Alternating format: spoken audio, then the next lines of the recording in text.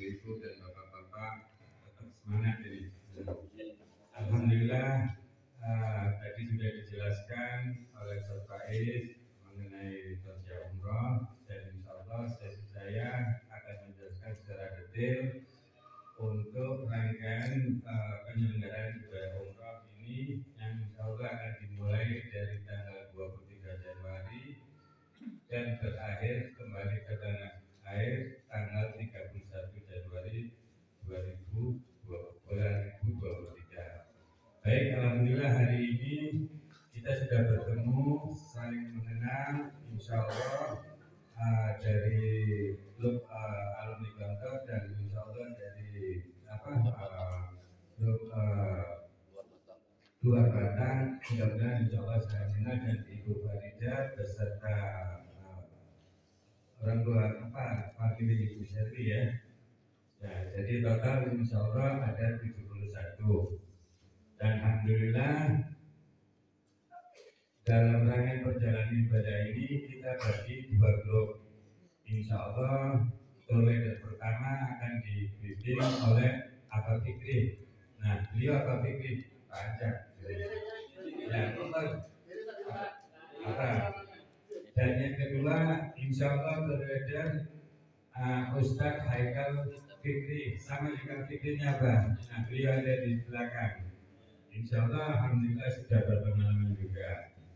Dan insya Allah nanti grup ini insya Allah tanggal 23 ini akan disambut di Madinah oleh 2 mutawarid juga Pak. Pertama Ustadz tersebut bernama Pak Harudin, dan yang kedua yang menampingi Ustadz Haikal namanya Ustadz Ali Al-Mahdi. Jadi insya Allah rangkaian ibadah ini terbagi dari 2 bis. Nanti bis pertama mungkin diisi dari 35, yang satunya 34. Jadi totalnya ada 31. Insya Allah kalau ada tambahan 1 tiket lagi atau 2, ada tambahan dari Ustadz Abdul Matin, dan insya Allah kalau ada seat lagi saya akan ikut. Tapi kalaupun nggak ada, saya berusaha dengan tiket lain. Baik, alhamdulillah. Pertama-tama untuk jamaah kita berharapkan nawaitunya semua karena Allah Ta'ala. Yang kedua, tolong jamaah semua, bapak-bapak dan ibu-ibu sudah menerima daftar itinerary ya. Nah, untuk hari pertama tanggal 23 Januari semua jemaah berkumpul di Terminal 2F pukul 9 pagi. Jadi 4 jam sebelum jadwal keberangkatan pesawat Lion yang akan terbang dari Jakarta menuju Madinah. Nah, insya Allah di Terminal 2F kita sudah memesankan tempat, yaitu resto ada 2 tempat. Nanti kami juga ada di sana, plus tim handling kami sudah siap. Jadi insya Allah Abah Fikri dan Ustadz Haikal cukup mengawasi dan mengkoordinir jamaah yang telah datang. Mengenai tas dan lain sebagainya sudah ditangani oleh tim handling kami, bapak-bapak, ibu-ibu. Jadi bapak-bapak, ibu-ibu tidak perlu khawatir untuk mengenai check-in karena semua sudah ditangani oleh tim handling kami. Nanti biasanya 1 jam sebelum take off atau 1 jam setengah sebelum take off, tim handling kami menyarankan bapak-bapak dan ibu-ibu untuk masuk ke imigrasi, dan itu tugas kita hari pertama pagi hari itu sudah mulai selesai. Dan alhamdulillah nanti setelah dapat boarding semua, bapak-bapak ibu-ibu akan take off dengan pesawat Lion pukul 9 pagi, pukul jam 1 siang lebih 10 menit, dan insya Allah akan tiba di Madinah di Bandara Prince Muhammad Abdul Aziz pukul 7 malam lebih 20 menit. Dan ini waktu yang sangat ideal bapak-bapak ibu-ibu. Kenapa? Karena tidak terlalu malam. Ya, jadi insya Allah dari airport Madinah menuju hotel kurang lebih 20 sampai 25 menit, dan tidak terlalu jauh. dan mutawif sudah standby di Madinah. Jadi nanti Ustaz Haikal dan Abah Fikri sudah didampingi oleh mutawif untuk menuju hotel. Nah, jadi sampai di hotel, checking kamar hotel, yaitu nanti di Madinah kita bermalam di Hotel Concord Al Madinah. Nah, kemarin kita sudah sampaikan di grup melalui Abah Fikri dan Ustaz Haikal posisi dan bentuk dari Hotel Al Madinah yang Concord Al Madinah di Madinah, begitu. Nah, setelah check-in di hotel, jamaah istirahat acara bebas. Namun kami sarankan jamaah bertikaf di Masjid Nabawi. Nah, kemudian ini hari pertama, hari Senin, tanggal 23 Januari. Keesokan harinya, setelah sarapan pagi, jamaah nanti dibimbing oleh Toledan dan Mutawif akan mengunjungi makam Nabi Muhammad Sallallahu Alaihi Wasallam. Nah, tadi yang sudah dijelaskan oleh Ustaz Faiz seperti penjelasan yang detail. Ini makam Rasulullah sebelah sini, di sini makam Sayyidina Abu Bakar, dan sebelah sini makam Sayyidina Umar bin Khattab. Dan nanti bapak-bapak dan ibu-ibu bisa menengok tempat tersebut. Ya. Nah, ini lebih detailnya seperti ini. Nah, setelah dari makam Rasulullah, nanti bapak-bapak, ibu-ibu melakukan kunjungan di makam Baqi yang seperti Ustaz Baik sampaikan. Makam Baqi ini adalah salah satu makam yang tertua di Madinah sejak sebelum Nabi Muhammad sampai sekarang, dan sifatnya umum, bukan seperti yang makam yang di Makla di Mekah. Makam yang di Makla di Mekah terbatas. Nah, namun yang ada di makam Baqi sampai hari ini berlaku untuk umum. Dan insya Allah nanti mutawif kita akan membimbing bapak-bapak, ibu-ibu mengunjungi makam tersebut dan akan menunjukkan tempat-tempat para sahabat dan keluarga Nabi yang dimakamkan di makam Baqi tersebut. Nah, setelah dari makam Baqi, kita kan nanti akan mengunjungi Raudhah yang tadi sudah disampaikan oleh Ustaz Faiz. Namun Raudhah tersebut itu harus pakai tasreh.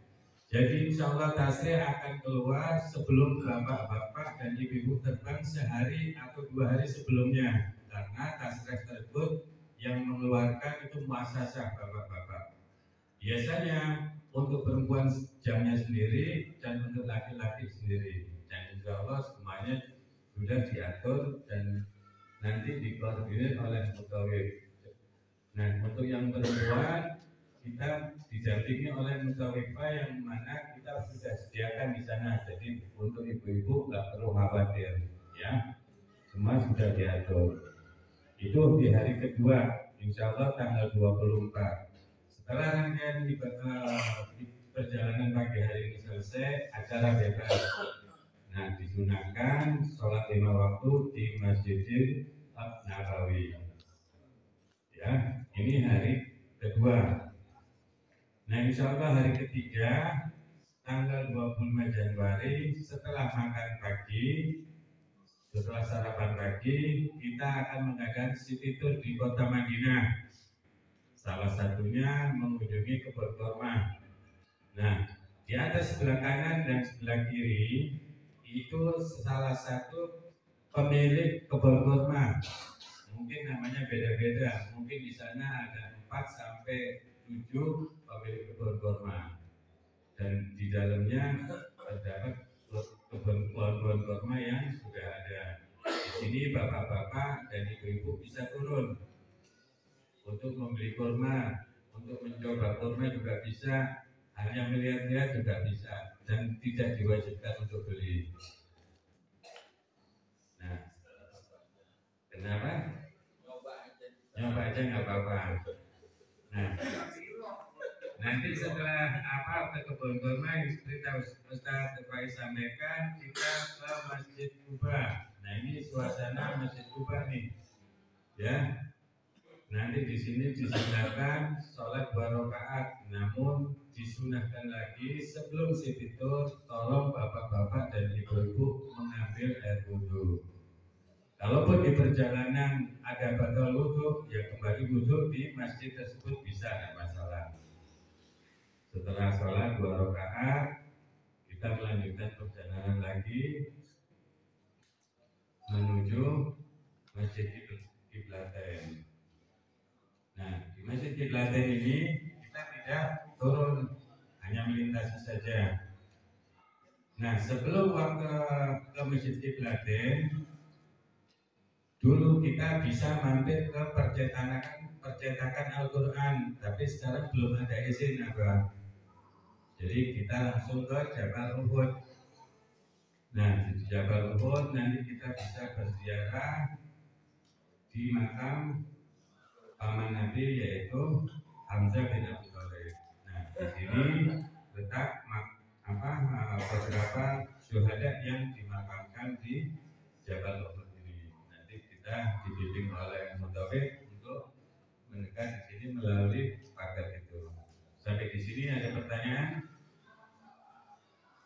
Nah, baik, itu insya Allah hari ketiga itu kita adakan manasik pemantapan oleh Mutawif kita di Hotel Madinah. Biasanya kita adakan setelah sholat asar untuk mereview, artinya untuk pemantapan saja dan persiapan jamaah menuju kota Mekah. Di sini saya tekankan tolong sebelum meninggalkan kota Madinah menuju kota Mekah, barang-barang bapak-bapak harap diperiksa dengan teliti. Kenapa?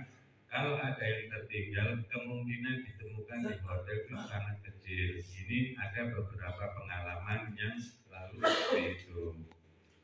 Dan juga tadi saya lupa memberi pesan kepada bapak dan ibu, kalau saat tidur ke Masjid Kuba dan lain sebagainya, tolong bawa uang secukupnya saja, nggak perlu bawa perhiasan, nggak perlu bawa uang yang berlebih, karena misalnya juga kurang aman juga bapak-bapak ibu-ibu. Lebih baik barang-barang yang berharga ditinggal di kamar hotel, ya. Jelas bapak-bapak ibu-ibu ya. Nah, hari keempat insya Allah setelah makan siang nanti akan dikawal oleh tour leader dan Mutawif. Kita akan meninggalkan kota Madinah menuju Mekah. Tentunya bapak-bapak dan ibu-ibu seperti yang tadi dijelaskan oleh Ustaz Faiz, bapak-bapak dan ibu-ibu mandi besar. Sekarang itu aturannya, bapak dan ibu tidak bisa ambil koper bagasi sendiri. Itu diurus sama porter di sana. Ya, jadi bapak ibu nggak usah berkerumun di konveyor. Ya, kalau berkerumun pasti diusir juga. Saran saya, lihat ada masyarakat, exit, pintu keluar, screening, ikut keluar, dan tim handling nggak bisa masuk juga ke bandara, ke dalam. Jadi bagi keluar yang hanya standby di situ, tour leader dan beberapa tim untuk membantu menghafal. Nah, pesan dari saya, bapak ibu betul-betul memberikan label nama di koper besarnya, di koper bagasi, jangan sampai supaya copot atau ditambahin ditambah pita atau apa. Ada beberapa kejadian, ya miss pasti ada. Jemaah kemarin kopernya ternyata tidak masuk ke bis kita, maksudnya ke bis lain. Jemaah cari-cari, udah sampai di Mekah, baru di Madinah dikasih tahu, Pak, ini ada koper ketinggalan. Nah, itu yang saya khawatirkan. Jadi tidak boleh para jamaah mengambil koper sendiri di bagasi, tidak seperti di sini. Sekarang peraturannya porter yang ngambil, antara porter ngambil sama porter nganter ke screening beda. Nanti yang ngambil di luar itu beda lagi, yang nganter ke bis beda lagi. Jadi mesti dikawal betul sama tim.